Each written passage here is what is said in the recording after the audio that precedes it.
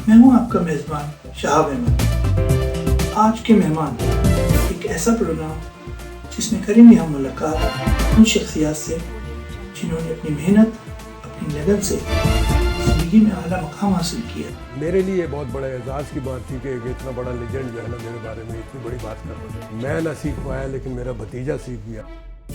आपका बहुत शुक्रिया कि आपने ज़ेवर से मुझे मिलाया। चाहे वो मुसव्वरी हो, मौसीकी हो या ज़िंदगी के दीगर शोबा, वो आपको फ्री मिल जाएगा। वो कहते मुझे ये नहीं चाहिए, मुझे अपनी हियरिंग चाहिए। और उस ज़माने में कहते हैं वो हालात है कि उस 1 रुपये का आपको 2 करोड़ मिल जाते हैं उस ज़माने में। पाकिस्तानी रुपये इतना स्ट्रॉन्ग था। जानेंगे उनकी ज़िंदगी के सफ़र के बारे में, उनकी ज़ुबानी। अल्हम्दुलिल्लाह अब तक मैं 100-120 का इधर पहुँच गया हूँ। 19 साल की उम्र में किसी को समझ तो नहीं होती कि मैं क्या करूँगा फ्यूचर में। मैं खुद एक कार फ्रीक हूँ।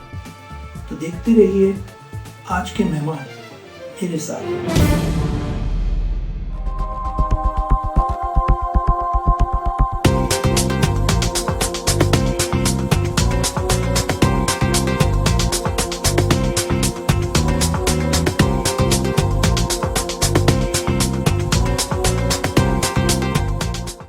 अस्सलाम वालेकुम नाज़रीन, आज के मेहमान प्रोग्राम के साथ खुश आमदेद। कहते हैं मौसीकी रूह की ग़िज़ा है और अल्लाह ताला ने कुछ लोग ऐसे होते हैं जिनको इस मौसीकी के फ़न से माला माल करके भेजा होता है और हम अक्सर बेशतर इन चीज़ों को गॉड गिफ्टेड भी कहते हैं। तो आज के जो हमारे मेहमान हैं उनका ताल्लुक़ भी इसी शोबे से है और अपने शोबे में माशाल्लाह बहुत अच्छे और बहुत यकता हैं। आइए चलते हैं आज के हमारे मेहमान जिनका ताल्लुक़ इसी मौसीकी के शोबे से है, जनाब तसद्दुक़ भाई से। आइए उनसे मुलाकात करते हैं। अस्सलाम वालेकुम तसद्दुक़ भाई। वालेकुम अस्सलाम। आपको बहुत बहुत खुश आमदीद हमारे प्रोग्राम में। और इस प्रोग्राम के तवज्जुह से हम चाहते हैं कि स्टॉकहोम और स्वीडन में रहने वाले हमारे वो टैलेंट जो कि लोगों की नज़र में अब तक सही तरीके से पहुंच नहीं पाया है, हम उन लोगों को आगे लाना चाहते हैं। तो बहुत बहुत खुश आमदीद आपका प्रोग्राम। बहुत शुक्रिया। सबसे पहले हम तसद्दुक़ भाई आपसे ये जानना चाहते हैं कि मौसीकी का आगाज़ आपने किस तरह किया, बचपन से या आगे चल के जवानी में, या किस तरह ये फ़न आपके अंदर किस तरह आया है? ये काफ़ी अक्सर आप ये सुनते होंगे कि सब यही कहते हैं कि बचपन से, लेकिन मेरे उसमें वाकई बचपन से मैंने गाना शुरू किया।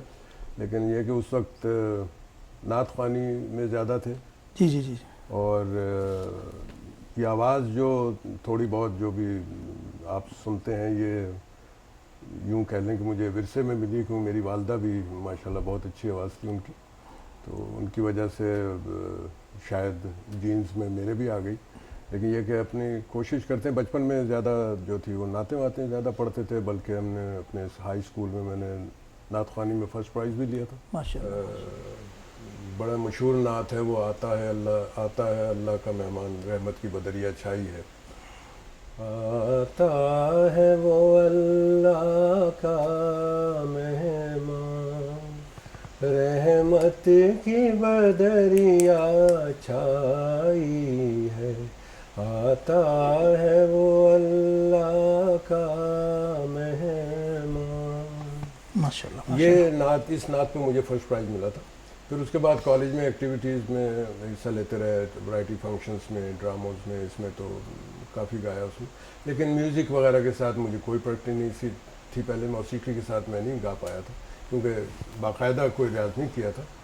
हाँ, अलबत्ता मैं ये ज़रूर मेंशन करता चलूँ कि अब हमारी जो दूसरी नस्ल है उसमें मेरा भतीजा है, अमीर सोहेबुल हसन ख़ान नाम है उसका, लेकिन वो सोहेब अली ख़ान के नाम से मशहूर है। उन्होंने बाकायदा उस्ताद फ़तेह अली ख़ान की शागिर्दी की और वो माशाल्लाह वीडियोस भी उनकी 1-2 रिलीज़ हुई हैं। तो वो बाकायदगी से सीख रहा है क्योंकि उसके पास ज़रा टाइम भी है और मौक़े भी हैं, लेकिन मेरे पास नहीं थे। तो इसका लेकिन मुझे जो सही किक मिली ना, जो मैं बताना चाह रहा हूँ आपको, कि वो मुझे ज़्यादा मौक़े मुझे यहाँ इधर स्वीडन आके मिले गाने के। और आहिस्ता आहिस्ता फिर वो म्यूज़िक के साथ भी गाना शुरू कर दिया। अच्छा, जैसे आप बता रहे थे कि आपके भतीजे भी गाना गाते हैं, तो इसका मतलब ये है कि ये जो एक मौसीकी का ख़जाना जो है वो आपके ब्लड के अंदर चल रहा है, कह सकते हैं आप, बिल्कुल कह सकते हैं। سب سے پہلے کس طرح آپ کا اسٹارٹ ہوا یہاں سویڈن میں آنے کے بعد، کہ آنے کے بعد آپ نے کچھ لوگوں کے ساتھ مل کے کوئی گروپ بنایا، کوئی ریاض کا سلسلہ شروع کیا، کس طرح؟ گروپ تو ذرا تھوڑا عرصے کے بعد بنے، لیکن یہ کہ میری واقفیت ہوئی تھی ان سے، آج کل آپ مشہور ہوں گے بامبے وائکنگ والے نیرج شریدھر صاحب، ان کے بڑے بھائی کے ساتھ. تو انہوں نے کوئی انڈیا کا فرسٹ جو مجھے موقع پبلک کے سامنے گانے کا ملا، بڑا مزیدار لطیفہ ہے ایکچولی یہ کہ فرسٹ ٹائم مجھے موقع ملا تو یہ بیٹر گرین سینٹرم جو ہے اسٹاک ہوم میں، یہاں دیوالی کا ایک فنکشن تھا، اس میں انہوں نے مجھے انوائٹ کیا تھا. اور اس وقت تک میں میوزک کے ساتھ کوئی خاص مجھے پریکٹس نہیں تھی، لیکن ہمارے ایک سویڈش دوست تھے میکائل، وہ طبلہ بجاتے تھے، اور ایک اور صاحب تھے انہوں نے ساتھ تھوڑا سا ہارمونیم بجایا تھا. تو مہدی حسن کی ایک غزل گائی تھی، الہی آنسو بھری زندگی کسی کو نہ دے، اور اس میں کوئی 500-550 لوگ تھے. تو فرسٹ ٹائم مجھے یوں کہہ لیں کہ کانفیڈنس ملا پبلک کے سامنے، پبلک کے سامنے آنے کا موقع ملا. اس سے پہلے تو فیملی گیدرنگز جو ہوئیں اس میں آپس میں گا لیا تو وہ الگ بات ہے، لیکن اس فنکشن میں یہ ہے کہ لطیفہ میں اس کو اس لیے کہتا ہوں کہ میرے سامنے تھا روسٹروم، اور آواز میں تو خیر کوئی فرق نہیں آیا، وہ آتا بھی نہیں جب میں گاتا ہوں، لیکن یہ نیچے ٹانگیں جو ہے نا میری بہت کپ کپا رہی تھی، کیونکہ پبلک کے سامنے جو ہے نا پہلی دفعہ پرفارم کر رہا تھا. لیکن اس کے بعد جو اپریسیشن انہوں نے دی مجھے انڈین پبلک نے، اس سے میرا حوصلہ بڑھا، اور پھر جو ہے نا پھر میں فنکشنز میں جو ہے نا اکثر گاتا رہا. اور اسٹاک ہوم والے میرے سارے یہاں جانتے ہیں کہ اکثر ان کے فنکشنز میں گاتا رہا ہوں پہلے، اور فیملی گیدرنگز بہت ہوتی تھیں. تو اس کا مطلب یہ ہوا کہ وہ پہلی سولو پرفارمنس آپ کی جو ہے وہی آپ کے لیے آپ کا پروفیشنل لائف کا سٹارٹ تھا. اس شوق کو پروفیشن کی حیثیت سے میں نے نہیں اپنایا، میرا شوق ہے، اور اب تک اپنے شوق کو ہی پورا کر رہا ہوں. میں نے کبھی بھی اس کو پروفیشن نہیں لیا. اچھا اچھا اچھا اچھا تو اس طرح میں ضرور پرفارم کرتا رہا ہوں. اچھا اچھا کچھ تھوڑا سا گنگنائیں گے وہ پہلا گانا جو آپ نے وہاں پر پرفارم کیا تھا، کچھ 2-4 مصرے کوئی لفظ اس کے بارے اس میں؟ کا صرف میں اسٹارٹ استائی سنا دیں. استائی جو ہے نا وہ میں سنا دیتا ہوں. الہی آنسو بھری زندگی کسی کو نہ دے، خوشی کے بعد غم بے کسی کسی کو نہ دے. الہی آنسو بھری زندگی کسی کو نہ دے، خوشی کے بعد غم بے کسی کسی کو نہ دے. الہی آنسو بھری زندگی کسی کو نہ دے.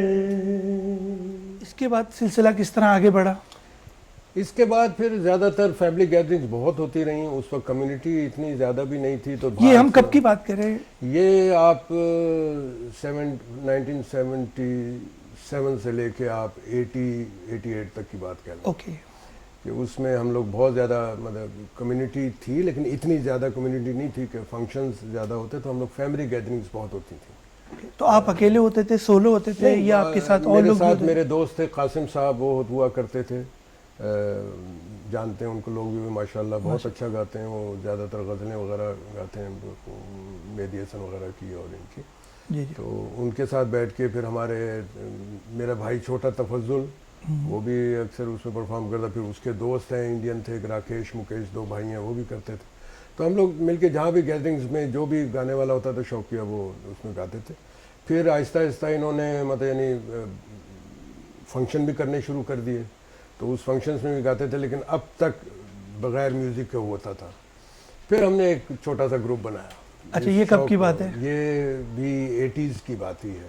جی. تو اس میں ہم نے ایک گروپ بنایا، اس کا نام ہم نے سر سنگم رکھا، اور اس میں ہم لوگ کوئی 8-10 آدمی تھے. اس میں انڈینس بھی دوست ہمارے تھے ساتھ، جس میں راکیش مکیش اور یہ تفضل، میرا چھوٹا بھائی، اور یہ سب دوسرے تیسرے جو لوگ تھے. انڈین میں جو ہے پوری طرح نام ان کے یاد نہیں.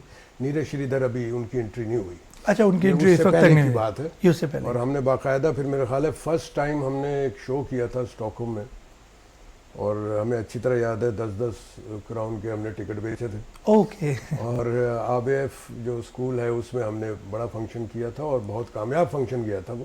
اچھا اچھا. اس میں ہمارے شیخ منظور صاحب جو یہاں ماشاءاللہ کافی پہلے سے ہیں وہ ہمارے کمپیئر تھے. اس میں ہم نے غزلیں بھی رکھی تھیں, گانے بھی رکھے تھے, اسکیچز بھی تھے, سب کچھ تھے. تو وہ بہت پھر کافی مشہور ہوا. پھر اس گروپ کے ساتھ ہم اکثر گاتے رہے. پھر وہ گروپ بھی ٹوٹ گیا. پھر کچھ عرصے کے بعد پھر ایک اور گروپ بنایا ہم نے جب یہ نیرج شری دھر صاحب آئے, تو ان کے ساتھ مل کے پھر ہم نے ایک گروپ بنایا, کیونکہ نیرج شری دھر خود بذات خود گٹارسٹ ہیں, میوزیشین ہیں, تو یہ ہمارے ساتھ بجاتے تھے. اور میں اور ایک اور طاہر قریشی صاحب تھے, وہ ہم لوگ گاتے تھے. قاسم صاحب بھی ساتھ ہمارے ہوتے تھے. تو ہم نے دوسرے شہروں میں بھی فنکشن کیا, یون شاپنگ اور اس جگہ جا کے. تو یہ ہمارا گروپ بنا رہا. پھر اس کے بعد یہ جو ہے نا اپنے نیرج شری دھر صاحب, ان کو موقع مل گیا بمبئی انڈسٹری میں, تو یہ پھر شفٹ ہو گئے وہاں. تو اس کی وجہ سے ہمارا گروپ پھر ٹوٹ گیا. اوکے. تو پھر اس کے بعد پھر ہم نے سولو, کیونکہ ہمارے ساتھ بجانے والا کوئی نہیں تھا. تھوڑا بہت سیکھنے کی کوشش کی. ہمارے جو یہاں مایہ ناز طبلہ نواز ہیں, یوسف صاحب اور نواز صاحب جو ہارمونیم بجاتے ہیں, ان کے ساتھ بیٹھ کے تھوڑا بہت سیکھنے کی کوشش کی تھی. لیکن ظاہر ہے اس کے لیے تو پورا ٹائم چاہیے نا, ٹائم ڈیووشن بہت چاہیے, تو وہ اتنا تھا نہیں. تو وہ بیچ میں بریک ہو گیا. لیکن انہوں نے بھی کافی میرے ساتھ بجایا ہے, یوسف صاحب نے بھی, نواز صاحب نے. پھر میں نے اپنا خود جو ہے نا پھر میوزک کے ساتھ آہستہ آہستہ مجھے لائیو میوزک کے ساتھ پریکٹس ہوئی. پھر میں نے انسٹرومنٹل میوزک کے ساتھ گانا شروع کیا اپنے شوق سے. اور پھر جب بالکل ہی وہ سب کچھ ختم ہو گیا, تو پھر میں نے پھر یہ آج کل چونکہ کروکے بڑے مشہور ہیں, تو کروکے پر میں نے کافی پرفارمنسز دی ہیں. کبھی سویڈن سے باہر جا کے بھی پرفارم کرنے کا موقع ملا؟ نہیں, سویڈن سے باہر یورپ وغیرہ میں تو خیر نہیں موقع ملا. لیکن پاکستان جب بھی جاتا ہوں تو ضرور کوئی نہ کوئی محفل وہاں کوئی نہ کوئی ارینج کرتا ہے. اچھا اچھا. تو اس میں ضرور میں گاتا رہا ہوں. کافی ان کے ہمارے جو MNAs ہیں, کافی ان کے سامنے ہمارے فنکشن میں گاتا رہا. اس کی ویڈیو میرے پاس ہے. تو وہ وہاں محفلوں میں گاتا رہا. لیکن یہاں ادھر یورپ میں کوئی ایسا کوئی مطلب کبھی ایسا یہ پڑوسی ممالک میں نہیں. ناروے, ڈینمارک, یہاں بھی پاکستانی کمیونٹی کافی بڑی موجود ہے. یہ بھی سویڈن کے مختلف شہروں میں ضرور, سویڈن کے مختلف شہروں میں, سویڈن کے, لیکن سویڈن سے باہر نہیں. جیسا کہ آپ نے کہا کہ آپ نے موسیقی کا آغاز یہاں پر سویڈن میں اپنے شوق کو آگے بڑھایا. تو 70s اور 80s کے زمانے میں آپ کہہ رہے ہیں کہ آپ نے گروپ بنایا. آپ اس وقت بھی گاتے تھے یہاں پر ڈفرینٹ تقریب میں گھریلو لوگوں کی. پھر آپ نے اس کو بڑے طریقے سے بھی کیا. تو کیا سمجھتے ہیں اس زمانے کی محفلوں میں اور آج کی جو محفلیں ہو رہی ہیں اس میں کیا فرق ہے؟ اور اس کے ساتھ ساتھ جو محفلیں اس وقت ہوتی تھیں وہ کافی کم لوگوں پر مشتمل ہوتی تھیں, اور آج تو ماشاءاللہ اتنے پاکستانی انڈین یہاں ہو گئے ہیں کہ ان کی بڑے بڑے میلے اور ڈفرینٹ قسم کے ایکٹیویٹیز ہوتی ہیں. تو کیا فرق محسوس کرتے ہیں؟ جہاں تک فرق کا تعلق ہے تو وہ میں یہ اس پہ بتانا چاہوں گا کہ اس وقت جو تھے ذرا یہ جو اولڈ از گولڈ کہتے ہیں نا, تو اولڈیز سانگ جو ہے وہ زیادہ پسند کیے جاتے تھے. فیملی گیدرنگ زیادہ ہوتی تھی, کیونکہ اس زمانے میں اتنی بڑی کمیونٹی نہیں تھی, نہ پاکستانیوں کی نہ انڈینس کی. تو مطلب یعنی باہر سے لوگ کم آتے تھے, تو آپس میں ہی گیدرنگز ہوتی تھی. لوگ آپس میں بلا کے بیٹھتے تھے اور اس میں محفلیں جمع کرتی تھی, جمع ہوئی محفل یا مطلب فیملیز جمع ہوتی تھی. اور پھر یہ محفل موسیقی ہوا کرتی تھی. وہ ہر ایک آدمی کرتا تھا. وہ جو ایک ماحول ہوتا ہے نا فیملی گیدرنگز کا, وہ ایک اپنا ہی مزہ ہوتا ہے اس میں. جو فرق پڑا وہ یہ کہ اب جو ہے پاپ سانگز زیادہ آ گئے, اور میں پاپ سانگ والا ہوں نہیں, تو اس طرح شرکت میں نہیں کر سکتا عام بڑے فنکشنوں میں جس میں پاپ سانگ گائے جائیں, کیونکہ ینگسٹر جو ہمارے جو آ رہے ہیں وہ زیادہ پاپ سانگ کو پسند کرتے ہیں. میرا وہ جنڈر نہیں ہے. لیکن میں اپنے آپ کو خوش قسمت اس لیے سمجھتا ہوں کہ اس وقت کے بھی جو لوگ جو فیملیز تھیں انہوں نے اپنے بچوں تک کو بھی یہ بتایا ہے کہ یہ تصدق یہاں گاتا رہا ہے. تو اب تک ینگسٹرز بھی مجھے پسند کرتے ہیں, اور میں ان لوگوں کا بڑا شکر گزار ہوں کہ ابھی تک وہ مجھے برداشت کر رہے ہیں. نہیں تو لیکن یہ کہ انہوں نے واقعی ابھی بھی میں آپ کو اس کا واقعہ سنوں کہ ابھی حال ہی میں جو پاکستانی میلہ ہوا ادھر اس میں نے پرفارم کیا تھا تو فیس بک پہ لگایا, میرے دوست ہیں شہزاد صاحب انہوں نے لگایا اس کو, تو ایسے ایسے لوگوں کے کمنٹس ہیں جن کو میں جانتا نہیں تھا, مطلب اور فیس بک کی وجہ سے بھی فیس بک کی آپ کی وجہ سے. پاپولیرٹی میں اضافہ ہوا. جی, اور پلس یہ کہ پھر مجھے کچھ لوگوں نے مجھے یاد دلایا کہ جی آپ نے یہ کر کے مجھے ہماری جو اولڈ یا پرانی یادیں ہیں ان کو تازہ کر دیا, ماشاءاللہ کہ جو ہم لوگ بیٹھا کرتے تھے اور آپ سے فرمائشیں کرتے تھے, آپ گاتے تھے, تو مجھے خصوصی کوئی فرق نہیں پڑا اس میں, لیکن ایز مجموعی طور پہ جو فرق پڑا ہے وہ یہ ہے کہ اب ذرا پاپ سانگ جو ہیں وہ زیادہ گائے جاتے ہیں, اولڈ سانگ ذرا کم گائے جاتے ہیں, لیکن اولڈ از گولڈ, وہ سدا بہار گانے وہ تو کبھی بھی نہیں ختم ہوتے. تو یہ تو ہے, یہ تو ہے.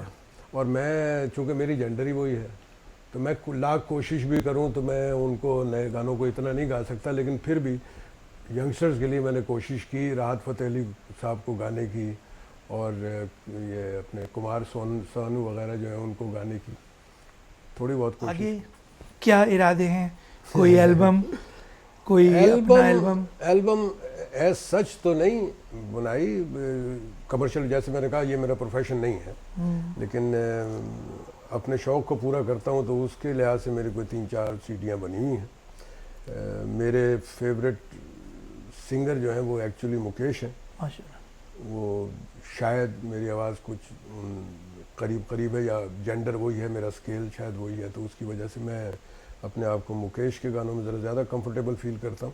لیکن یہ نہیں کہ میں کچھ اور نہیں گا سکتا, کوشش ہر گانے کی ہوتی ہے. اس میں پاکستانی میں میرے حبیب علی محمد میرے فیوریٹ ہیں, ان کے میں اکثر غزلیں وغیرہ گاتا ہوں. آپ سے ان کی بھی غزلیں سنیں گے. اس کے علاوہ اور کون سے پاکستانی گلوکار ہیں جن کو آپ سمجھتے ہیں کہ یہ اپنے وقت کے لیجنڈ تھے, اور کون سے جو اس وقت آپ کی نظر میں ایسے ہیں کہ ان کو سنا جا سکتا ہے یا ان کے گانے گائے جا سکتے ہیں؟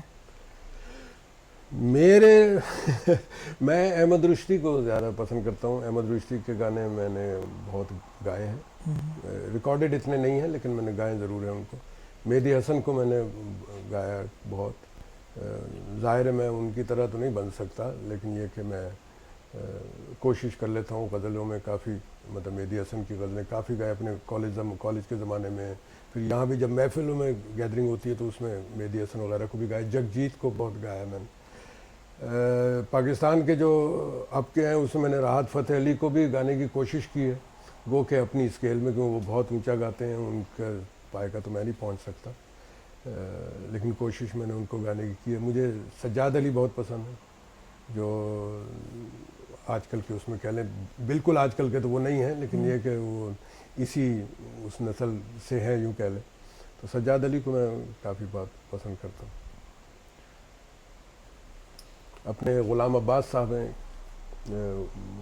غزلیں گاتے ہیں, وہ مشہور ہیں بہت, کافی پاپولر ہیں وہ. تو جہاں تک آپ نے جگجیت سنگھ کی غزلوں کے بارے میں کہا, تو کوئی غزل ہمیں سنائیں جگجیت صاحب. تم کو دیکھا تو یہ خیال آیا, تم کو دیکھا تو یہ خیال آیا, زندگی دھوپ تم گھنا سایہ, تم کو دیکھا تو یہ خیال آیا, زندگی دھوپ تم گھنا سایہ, تم کو دیکھا تو یہ خیال آیا. موسیقی کے علاوہ کیا شوق ہیں آپ کے؟ موسیقی تو ایک آپ کی ہابی ہے جو ہے, اس کے علاوہ بھی کچھ اور؟ موسیقی تو خیر میرا ایک فری ٹائم ہابی یوں کہہ لیں کہ مطلب شوق ہے اس کا, لیکن اس کے علاوہ مجھے مطالعے کا بڑا شوق ہے. جی جی. کتابیں پڑھنے کا بہت شوق ہے. اوکے, کس قسم کی کتابیں؟ اور وہ بھی یہاں سویڈن آ کے زیادہ ہوا, یوں کہہ لیں کہ سویڈن ایک لحاظ سے, اس لحاظ سے میرے لیے بہت پازیٹیو ثابت ہوا کہ موسیقی کے اندر بھی اور مطالعے میں بھی جتنا میں نے یہاں مطالعہ کیا اتنا شاید میں نے پاکستان میں بھی نہ کیا ہو. لیکن اس میں سیاسی مطالعہ بھی ہے, سیاسی کتابوں کا مطالعہ بھی, مختلف لوگوں کی سوانح عمریاں, مختلف حالات سیاسی کتابیں جو لکھی ہوئی ہیں مختلف لیڈران نے یا مختلف تجزیہ نگاروں نے، ہسٹری آف پاکستان یوں کہہ لیں، ہسٹری آف ہیپننگس جو ہوئی ہیں، اور چونکہ میرا فوج سے زیادہ تعلق ہے تو فوج کے اوپر لکھی ہوئی کتابیں جو ہیں وہ کافی شوق سے میں فوج میں آپ رہے تو کس رینک تک آپ گئے فوج میں؟ میں کیپٹن تک تھا، میں کیپٹن ریٹائر ہوا تھا، ٹھیک ہے، اور وہ بھی میں کمپیشن گراؤنڈ پہ میں نے ریزائن دیا تھا. ایکچولی تو وہ میرا ڈریم تھا، میرے والد کا بھی ڈریم، میرے والد بھی فوج میں رہ چکے ہیں. اچھا اچھا اچھا. اور اس کے بعد میں تو میں وہ بھی شوق سے گیا تھا اپنے، تو کافی افسوس بھی ہوا اس کا چھوڑنے کا، لیکن مطلب کمپیشن گراؤنڈ پہ مجھے کرنا پڑا کیونکہ میرے والدین کی ڈیتھ ہو گئی تھی، تو اس کی وجہ سے مجھے اس پہ ذرا سائڈ پہ ہونا پڑا، کیونکہ ذمہ داری میرے اوپر تھی، میرے بچوں سے مراد میرے بہن بھائیوں کی چھوٹی، میں سب سے بڑا ہوں گھر میں. اچھا اچھا. تو اس کی وجہ سے پھر مجھے آرمی بھی چھوڑنی پڑی. پھر اپرچونیٹی تھی یہاں شفٹ ہونے کی، کیونکہ میری بیگم جو ہے وہ یہیں رہتی تھی. اچھا اچھا. تو اس کی وجہ سے پھر جیسا کہ آپ نے بتایا کہ آپ ملٹری میں بھی رہے اور ماشاءاللہ کیپٹن تک کے رینک تک گئے، تو نارملی ایسا ہوتا ہے کہ ملٹری میں اسپورٹس ایونٹ بھی ہوتے ہیں. آپ تو ماشاءاللہ وہاں کیمپ فائر میں جیسا آپ نے بتایا کہ گانا اور یہ سب ہیں، تو اس کے ساتھ ساتھ اسپورٹس ایکٹیویٹیز کیسی رہی ہیں آپ کی اس زمانے میں؟ لیکن اس ملٹری میں اسپورٹس ایکٹیویٹیز جو ہیں وہ ایک لازم ملزوم ہے، کیونکہ وہ جب تک نہیں ہوتا تو آپ فٹ نہیں رہتے. بالکل صحیح. اس میں وہ ڈرل بھی شامل ہے، آپ کی پی ٹی بھی شامل ہے، فزیکل ٹریننگ، اور اس میں پھر اسپورٹس ٹریننگ بھی آتی ہے. تو وہاں اسپورٹس ایکٹیویٹیز میں حصہ لیتے رہے، بیڈمنٹن اور ٹینس وغیرہ. لیکن بیڈمنٹن خاص طور پہ میرا شوق رہا کھیلنے کا، وہ کالج زمانے میں بھی کھیلتے رہے، ملٹری میں بھی کھیلتے رہے.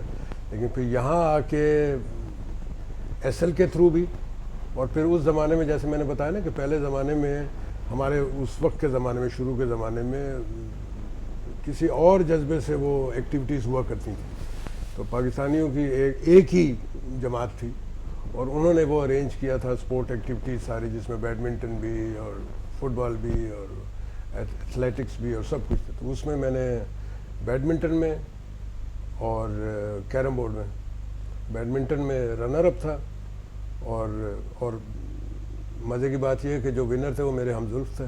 اچھا اچھا. اور رنر اپ میں تھا، اور کیرم بورڈ میں نے تھرڈ پوزیشن لی تھی. یہ کیرم بورڈ تو خیر اب بھی ہم جب بیٹھتے ہیں کھیلتے رہتے ہیں. لیکن یہ اسپورٹس میں اس طرح ہوا. اور ایس ایل میں بھی ہماری ایکٹیویٹیز چونکہ ہوتی رہتی تھیں ہمارے کمپنی کے تھرو، تو اس میں ہم کھیلتے رہتے طرف آتے ہیں. تو جیسا کہ آپ نے کہا کتابیں پڑھنے کا شوق ہے، تو سیاسی ہر قسم کی سوانح عمری اور اس ٹائپ کی چیزیں، تو آگے پھر اور کن کن کو پڑھا آپ نے؟ میں نے مستنصر حسین تارڑ کو بہت پڑھا. اچھا اچھا. ان کے سفر نامے وغیرہ. اور مستنصر حسین تارڑ وہ تو بذات خود ایک لیجنڈ ہے. جی جی. اور ان کو تو ہم بہت پہلے سے دیکھتے رہے ہیں. لیکن جو سب سے اچھا واقعہ جو میرے ساتھ پیش آیا، جس کی وجہ سے میں نے مستنصر حسین تارڑ صاحب کو زیادہ پڑھا، وہ اس وجہ سے کہ ان کے جو بھائی ہیں چھوٹے مبشر حسین تارڑ، وہ میرے ساتھ آرمی میں کیپٹن تھے. اچھا اچھا. میرے کولیگ تھے. بالکل. تو اس کی وجہ سے پھر اور بھی زیادہ شوق ہوا ان کو پڑھنے کا. تو ان کو میں نے کافی پڑھا. پھر آج کل جو لیٹسٹ میں پڑھ رہا ہوں وہ lieutenant colonel retired Sikandar Baloch ہیں. ان کی کتابیں ہیں 2-4 بہت اچھی کتابیں ہیں، جس میں انہوں نے خصوصی طور پہ ایک غیر جانبدارانہ طور پہ یہ ایسٹ پاکستان کے علیحدہ ہونے پر جو انہوں نے کتاب لکھی ہے وہ میں نے پڑھی. اس کے علاوہ بہت ساری سیاسی کتابیں اور دینی کتابیں. دینی کتاب. جی، وہ بھی دین میں بھی تفہیم القرآن، تفہیم احادیث کی کتابیں، مختلف صحابہ کی کتابیں. میرا اگر دینی علم بھی، میں تو بہت طالب علم ہوں، ابھی تو بہت چھوٹا سا، لیکن جو تھوڑا بہت بھی جو مجھے نالج ہوا وہ اسی دینی مطالعے سے ہوا. لیکن یہاں میں مینشن کرنا ضروری سمجھوں گا کہ دینی مطالعے کا شوق مجھے ہوا کیسے، پتہ نہیں. نماز روزہ تو خیر پہلے بھی ہوتا تھا، سب کچھ ہوتا تھا، لیکن باقاعدہ شوق جو دینی علم حاصل کرنے کا ہوا وہ ہمارے جو ایک ہیں جماعت اسلامی کے پہلے تھے لیڈر، وہ مولانا ابو العلا مودودی صاحب. ان کی پہلی کتاب جو تھی خطبات مودودی، جی جی، اس کو پڑھ کے پھر آگے مجھے مزید لٹریچر، اب یہ نہیں کہ میں صرف جماعت اسلامی کے لٹریچر نہیں پڑھتا، ہر عالم کو میں نے پڑھا ہے، اور ہر ایک کی تفہیم جو ہے نا کوشش کی ہے پڑھنے کی. تو یہ کہ اس سے میرا دینی علم کافی بڑا. میں ابھی اتنا بھی میں اس میں کوئی ایکسپرٹ کوئی نہیں ہوں, میں اپنے آپ کو وہ نہیں کہہ رہا, لیکن یہ کہ میں جو تھوڑا بہت علم مجھے حاصل ہوا وہ دینی مطالعے سے ہوا, اور یہ بھی یہیں ادھر سویڈن میں. اچھا, دینی مطالعے کی آپ نے جہاں تک بات کی, اور ایک ہمارے یہاں فہم ہے کہ جی ایک آرٹسٹ جو ہوتا ہے, جو اگر موسیقی سے اگر جس کا تعلق ہو, وہ دوسرے شعبوں میں جو ہے وہ اس طرح انٹرسٹ نہیں لیتا جس طرح وہ اپنے ہی ایک. تو اگر آپ کا مطالعے کا شوق تھا تو اس کے ساتھ ساتھ پھر انسان کے اندر ایک نئی سوچ ڈیولپ ہوتی ہے کہ میں بھی کچھ لکھوں, میں بھی کچھ ایسی چیز کروں کہ جو آگے لوگوں تک پہنچاؤں, جو مجھ تک پہنچ سکا ہے. تو ایسی کوئی سوچ آپ کے دماغ میں کبھی آئی کہ میں اس چیز کو آگے بڑھاؤں؟ جی بالکل, اور اس کی بیک گراؤنڈ بھی یہی مطالعہ ہی ہے. مطالعہ کر کے مجھے بھی ہوا کہ میں بھی کچھ لکھوں. تو خود تو خیر میں نہیں لکھ پایا اتنا, سوائے اس کے کہ میں نے اپنی سوانح عمری لکھی. اچھا کہہ لیں اچھا from the time my father was 17 years old. Okay. اس وقت سے میں نے اپنی سوانح عمری کا آغاز کیا کہ انہوں نے کس طرح اسٹرگل کی. وہ بھی فوج میں تھے, اور انہوں نے بڑی عظیم قربانی دی یوں کہہ لیں, کیونکہ جو ان کے بھی والد جلدی فوت ہو گئے تھے, تو وہ بھی سب سے بڑے تھے گھر میں.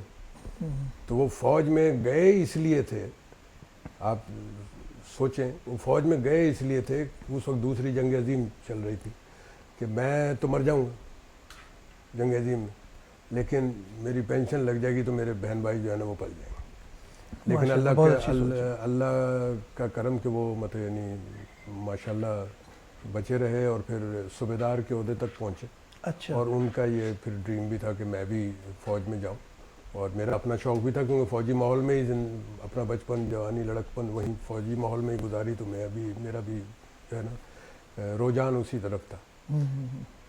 تو آپ نے مطالعے کا ذکر کیا تھا, اس نے لکھنے کا, تو میں نے سوانح عمری جو ہے نا وہ اس طرف سے شروع کر کے پھر اپنا جو ہے نا سارا فوجی کیریئر اس کو میں نے تحریر میں اس کو لے کے آیا. اب پھر ہم ایک دفعہ عمرے پہ گئے تھے ہم دونوں میاں بیوی ماشاءاللہ, تو اس کا جو سفر ہے ماشاءاللہ سفر حجاز, وہ اس کا بھی ایک چیپٹر میں نے اس میں کیا. اور اس کا مقصد یہ بھی کمرشل بیس پہ میں نے نہیں کیا, میں نے اپنے اس پہ کیا کہ میری فیملی اس کو پڑھے, تاکہ ہم نے جو غلطیاں کی ہیں, ہم نے جو کچھ کیا, تو اس سے وہ سبق سیکھیں. اچھا, عمرے کا جہاں تک آپ نے ذکر کیا, تو کچھ تھوڑا بہت اس کے بارے میں بھی بتائیے, کیسا رہا وہ آپ کا ایکسپیرینس؟ بہت اچھا ایکسپیرینس رہا, اور یوں کہہ لیں کہ جو کہا جاتا ہے نا کہ جس کا بلاوا آیا ہو وہی جاتا ہے, تو میرے ساتھ کوئی یہ مطلب یوں کہہ لیں کہ اس میں ایک مزاح کا عنصر بھی ہو گیا, لیکن ساتھ میں یہ احساس بھی ہوا کہ ہاں اللہ میاں نے مطلب روک کے مجھے جو ہے نا ادھر بلایا. اس کا اگر آپ چاہیں تو میں تھوڑا سا بتا دوں. میری بیگم اس زمانے میں SAS میں ملازم تھی, تو اس کی وجہ سے ہمیں 10% جو ہے نا وہ فیملی کو بھی آپ کو پتہ ہے کہ وہ ملتا ہے. تو عام طور پہ جو سعودی عرب ہے وہ کنفرم ٹکٹ چاہتی, تو ہمیں امید نہیں تھی کہ جی کہ ہمیں جو ہے نا مطلب ویزا مل جائے گا, لیکن اللہ نے کرم کیا کہ اس پہ مل گیا. حالانکہ لوگ 50% ٹکٹ کنفرم لے کے جاتے ہیں, پھر بھی نہیں ملتا. لیکن اللہ نے کرم کیا, مل گیا. اس کے بعد آپ کو یہ بھی معلوم ہے کہ جب اسٹینڈ بائی ٹکٹ ہو تو پھر اس میں تو یہ ہوتا ہے کہ آپ کی سیٹ اگر ہوگی تو آپ کو جگہ ملے گی, نہیں تو نہیں. اور ہمارے یہاں تو آپ کو پتہ ہے کہ محدود چھٹیاں ہوتی ہیں, تو اس میں اگر دن گزرتے جائیں تو پھر تو ہوتا نہیں. بالکل. تو یہاں سے ہم نے پتہ کیا کہ جی کہ SAS میں کتنی سیٹیں ہیں وہاں انگلینڈ تک کی, تو صرف 2 سیٹیں تھیں. ایک ہفتہ پہلے صرف 2 سیٹیں, اور ہمیں امید نہیں تھی کہ وہ 2 سیٹیں جو ہے نا وہ تو پر ہو جائیں گی جاتے جاتے. لیکن آپ یقین کریں گے کہ صرف 2 ہی باقیہ تھیں جب ہم پہنچے ہیں ایئرپورٹ. اور وہ ہم دونوں میاں بیوی چلے گئے, اور وہاں کی زیادہ امید تھی سعودی ایئر ویز کی, کیونکہ اس میں 100 سیٹیں اویلیبل تھیں. تو ہم نے کہا چلیں 90 بک جائیں گی, 95 بک جائیں گی, 98 بک جائیں گی, 2 تو ہوں گی. لیکن جب ہم وہاں گئے تو وہاں پتہ چلا جی کہ سیٹ ہی نہیں ہے. اچھا. تو آپ دیکھیں کیا حال ہو سکتا ہے کہ آدھا راستہ آپ نے طے کر لیا ہو, اور پھر اس کے بعد آپ کہ یار یہاں سے ہم رہ جائیں گے.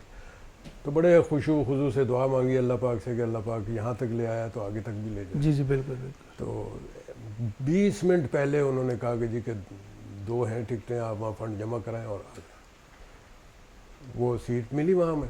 ہم اندر گئے, ویٹنگ ہال میں بیٹھے, تو وہاں پتہ چلا جی کہ جہاز جو ہے اس میں کوئی ٹیکنیکل خرابی ہے, تو وہ جو ہے نا ابھی 1-1.5 گھنٹہ لیٹ ہوگا. اب ہم نے کہا جی اب اگر وہ آ گئے جن کی وجہ سے ہمیں سیٹ, جن کے نہ آنے کی وجہ سے سیٹ ملی, اگر وہ آ گئے تو پھر ہمیں نکالے جائیں گے.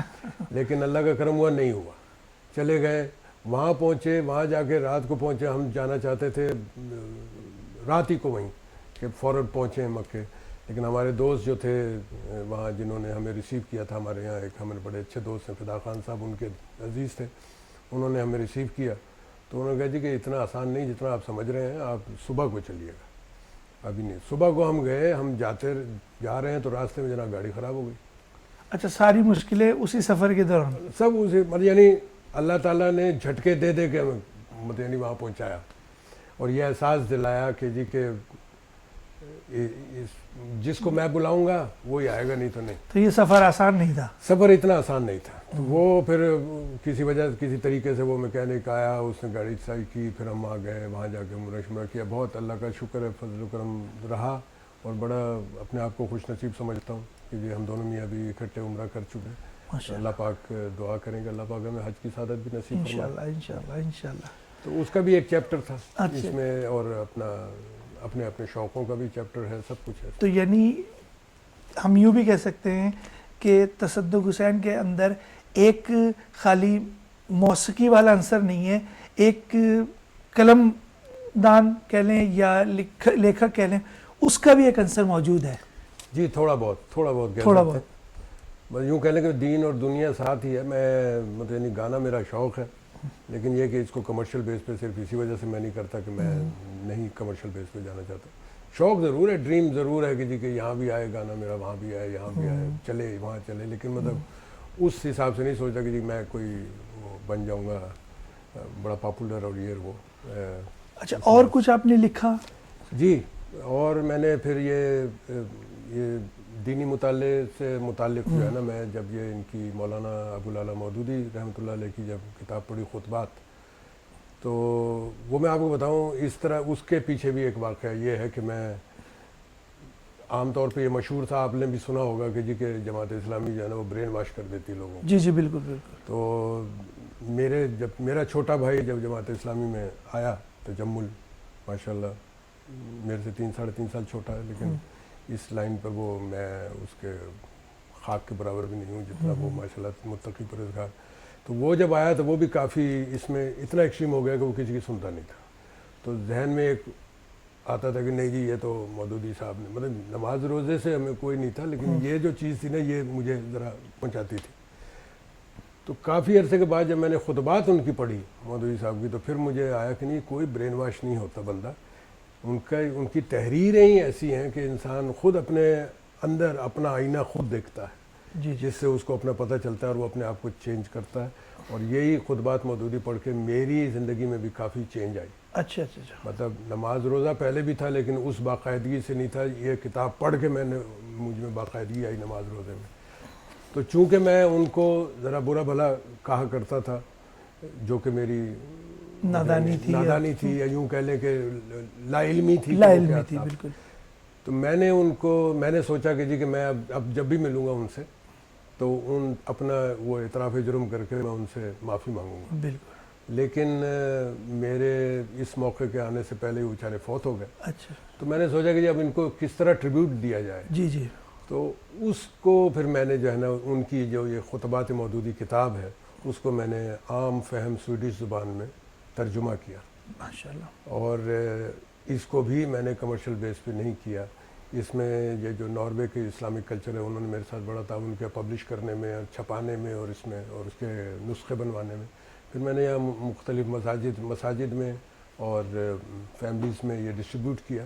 اور اس کا مقصد میرا صرف کتابوں کا یہ تھا کہ یہ ایکچولی وہی جو اسلام پلرز ہیں, 5 پلرز جو ہیں, ایمان, اسلام, نماز, روزہ, زکوٰۃ, حج, اس کو میں نے عام فہم سویڈش میں جو ہے نا ترجمہ کیا ہے تاکہ ہمارے جو بچے ہیں, جو میرا مین مقصد تھا اس کے پیچھے وہ یہ تھا کہ ہمارے بچے جو یہاں پیدا ہوئے, یہاں پلے بڑھے, وہ اردو نہیں پڑھ سکتے. بالکل. بہت کم ہیں جو کہ اردو پڑھ سکتے ہیں, زیادہ تر وہ سویڈش ہی پڑھتے ہیں تاکہ ان کے نالج میں اضافہ وہ پڑھ سکیں. سننا اور بات ہے, پڑھ کے سمجھنا اور بات ہے. تو اس کی وجہ سے میں نے کہا کہ ہمارے بچوں کے لیے یہ اچھا ثابت ہوگا کہ وہ اس کو کام فہم سویڈش میں پڑھ لیں گے کہ ہمارے 5 پیلر جو ہیں، ایمان کیا ہے، اسلام کیا ہے، نماز میں ہم کیا پڑھتے ہیں، روزہ کیوں رکھتے ہیں، زکوٰۃ کیوں دیتے ہیں، حج پہ کیوں جاتے ہیں، ان سب کی جو پیچھے بیک گراؤنڈز ہیں سب کچھ، اس کو اس میں کتاب میں بڑے عام فہم زبان میں کیا ہوا ہے، اور اس میں میں کامیاب ثابت ہوں۔ میں اپنے آپ کو بس دعا یہ کرتا ہوں کہ اللہ پاک اس چھوٹی سی جو ہے اس کو کوشش، اس سے میری بخشش کر دیں، انشاءاللہ، اس کے لیے انشاءاللہ، میں انشاءاللہ۔ مطلب یعنی کوشاں ہوں۔ اس کے علاوہ بچوں کو قرآن بھی پڑھایا، کئی بچے میرے سے قرآن پڑھ چکے ہیں، اللہ پاک اس کو بھی قبولیت بخشے۔ میں تو دعا ہی کروں گا، ناظرین سے بھی دعا کروں گا کہ میرے لیے دعا کریں کہ بالکل اللہ پاک یہ جو چھوٹے چھوٹے کام ہیں ان کی وجہ سے جو ہے نا میں اللہ پاک مجھے میری بخشش کر دے۔ اور اس کتاب کے لیے تو میں خصوصاً اپنی بیوی کا شکریہ اس لیے ادا کرتا ہوں کہ اس نے اس میں میرا بڑا تعاون کیا، کیونکہ یہ کتاب کو ترجمہ کرنا بہت ٹائم لیتا ہے، تو ظاہر ہے اگر آپ اس کو بہت زیادہ ٹائم دیں گے تو آپ اپنی وائف کو، فیملی کو اتنا ٹائم نہیں دے سکتے، اور یہ قربانی میری وائف نے میرے لیے۔ کوئی ایسی پرفارمنس یا کوئی ایسا واقعہ جس میں آپ کے ساتھ کچھ ایسی چیز ہوئی جس کو آپ نے اللہ تعالیٰ کی بلیسنگ سمجھی ہوں، یا کسی ایسے لیجنڈ نے آپ کو سنا ہو اور سننے کے بعد آپ کو یہ ملا ہو سننے کو کہ جی آپ کے اندر کچھ گر ہے ایسا، یا آپ کر سکتے ہیں، کوئی ایسا واقعہ کچھ کبھی ایسا ہوا؟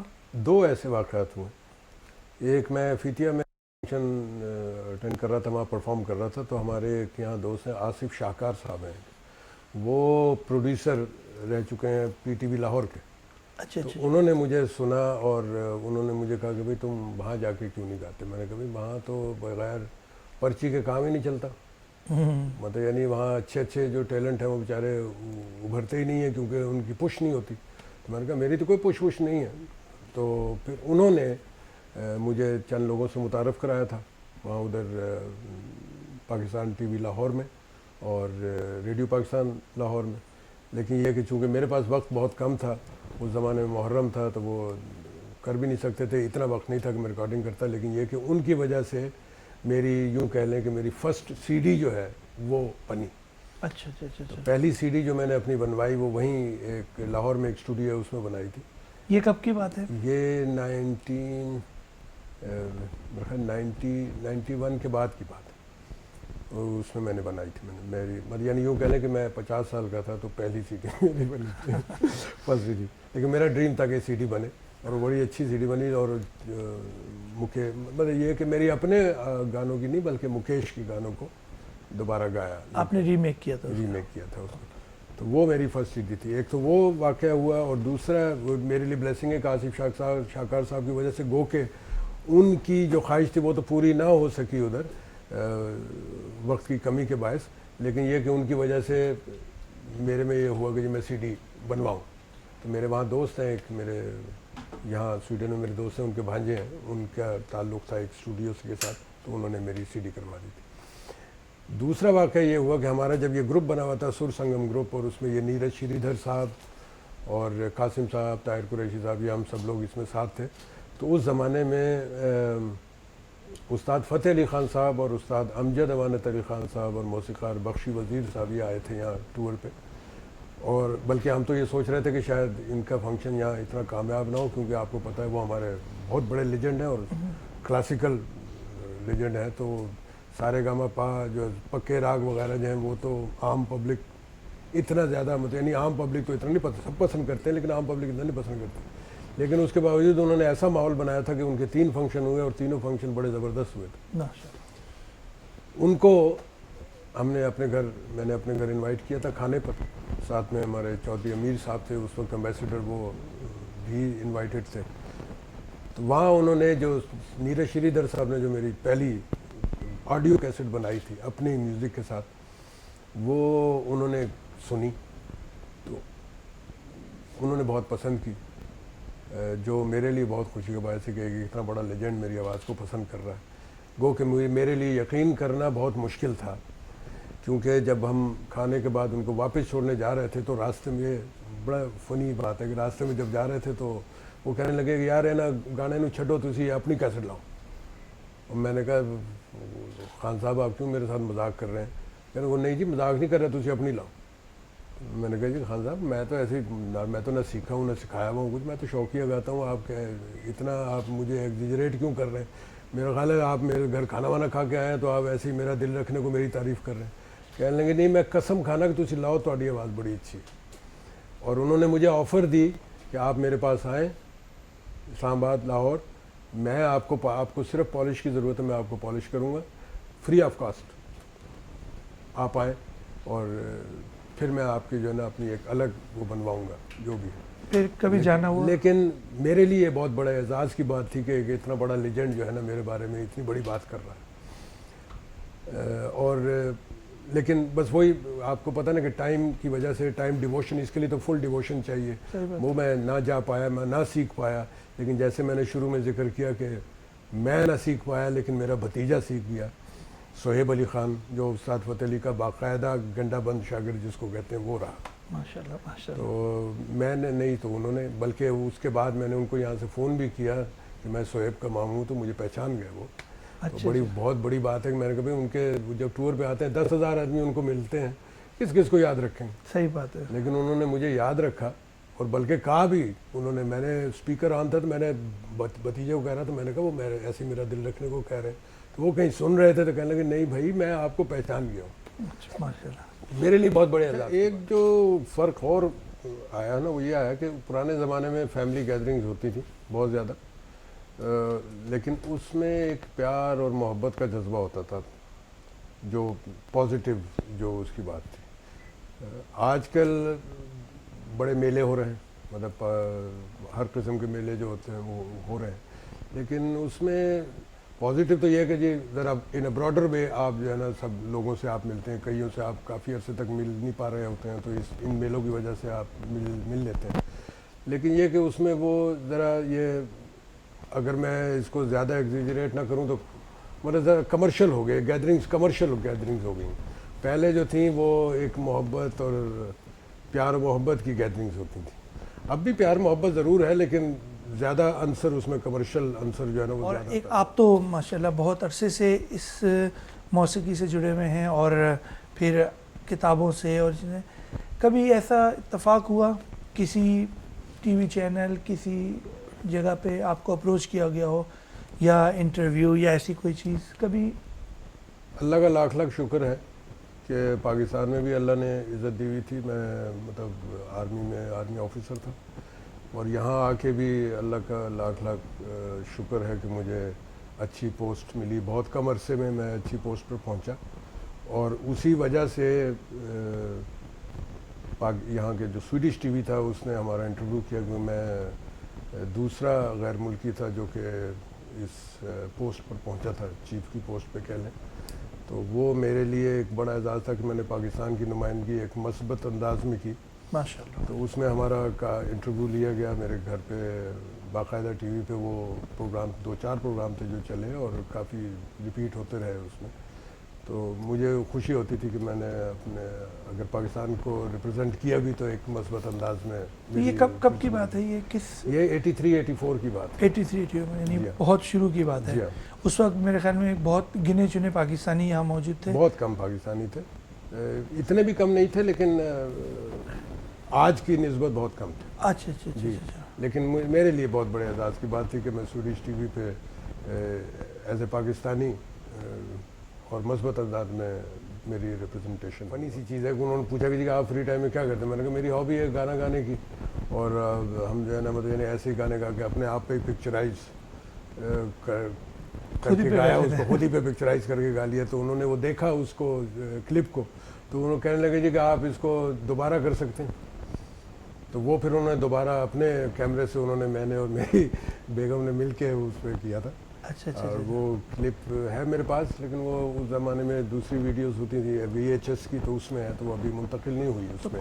کون سا گانا تھا جو وہ تھا یہ سلسلے والا گانا تھا, دیکھا ہے خواب تو یہ سلسلے ہوئے. اچھا اچھا. اس کو ہم نے پکچرائز کیا تھا جس کو انہوں نے بڑا اپریشیٹ کیا, بڑھ کے جب وہ پروگرام انہوں نے ریلیز کیا تو ٹائٹل میوزک وہی دیا تھا. اچھا وہی ٹائٹل میوزک دیا, مطلب میں کام کر رہا ہوں, میرے کام کے اوپر وہ ٹائٹل میوزک وہی چلا تھا. اچھا. اور اس کے علاوہ پھر وہ ایک دفعہ انہوں نے اسٹاک ہوم ریڈیو جو ہے انہوں نے بھی دعوت دی اور وہاں بھی میں نے 1-2 گانے گائے تھے.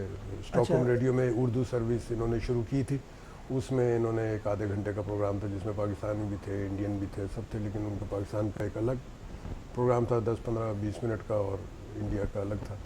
تو اس میں بھی میری ریپرزنٹیشن ہے. یہ کب کی بات ہے؟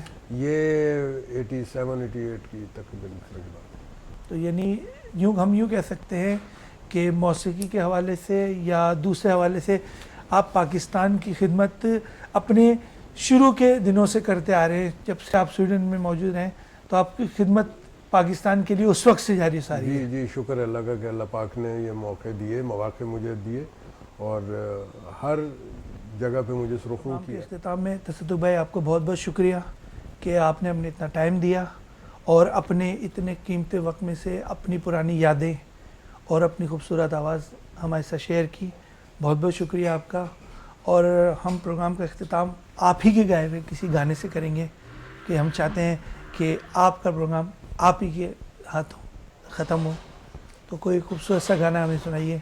جی ضرور, لیکن اس سے پہلے میں آپ کا شکریہ ادا کرتا ہوں کہ آپ نے مجھے یہ موقع دیا کہ میں اسٹاک ہوم اور دنیا کے ناظرین کو بتا سکوں کہ کس طرح میں نے گانا شروع کیا اور کیوں مجھے یہ شوق پیدا ہوا.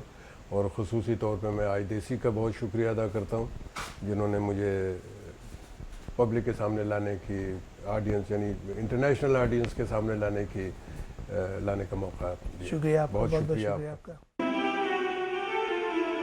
کہیں دو دل